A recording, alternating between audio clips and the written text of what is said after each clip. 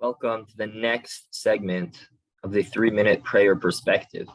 The question I want to deal with today is a philosophical one that often comes up with those who are struggling or who are beginning to get used to the concept of tefillah, and that is, why does God, the omnipresent, the all-merciful being, need our tefillos, or does he? There are 4 approaches that I want to share. There are many approaches, 4 which I would like to share with you today. The first is that of Rav Chatzkel Levenstein, quoted in his Sichos Elul, which is very much in line with the approach of the Rambam and Mar Nevuchim, as well as the Chobos Halavavos, who all essentially take this stance that tefillah is for us,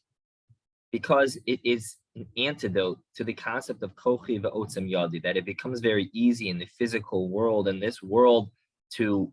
get a sense that we are in charge of our own reality, and that we are in charge of our ultimate success.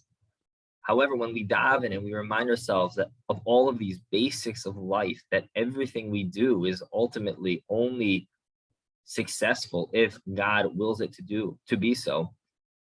that is accomplished through tefillah. So essentially they are saying that tefillah is for us as a reminder of our dependence upon HaKadosh Baruch Hu, as an antidote to the midah of kochi ve'otzem yadi, to the trap of thinking that we control the success in our lives. Secondly, Nefesh HaChaim explains that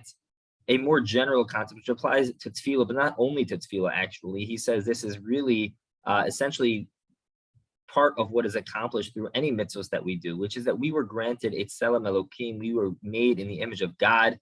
and therefore on some level, he explains, God made us partners to cause an effect on how the world works and how things turn out. That is done through tefillah as well as other mitzvos, but that our actions of our mitzvos and our tefillah specifically does in fact on some level impact the way things turn out in this world, somewhat beyond the basic understanding that we can grasp. A third approach is that of the Ramchal, Moshe Chaim Lutzato, in his Derech Hashem, and this is the approach also taken by Rav Shimshon David Pincus in his Sha'ar B'Tefillah, which is that of course Hashem knows, and of course Hashem doesn't need our tefillah, but the way Hashem set up the world, likely as Rabbi Matinki mentioned yesterday, in order to maintain this connection with us and HaKadosh Baruch Hu, but it was set up in this way that Hashem specifically wants us to ask, that it's ready for us, but we're only going to get it once we ask for it. That is approach number 3. And approach number 4 is that of Rav Yosef Alba, which is recorded in his Sefer HaIkarim, that by tefillah, we actually change ourselves. When I daven, when I remind myself of how Hashem controls the world and of how dependent I am on Hashem, and my emunah, my bitachon is increased and improved through that act, then my tefillah actually changes me into a different person, and therefore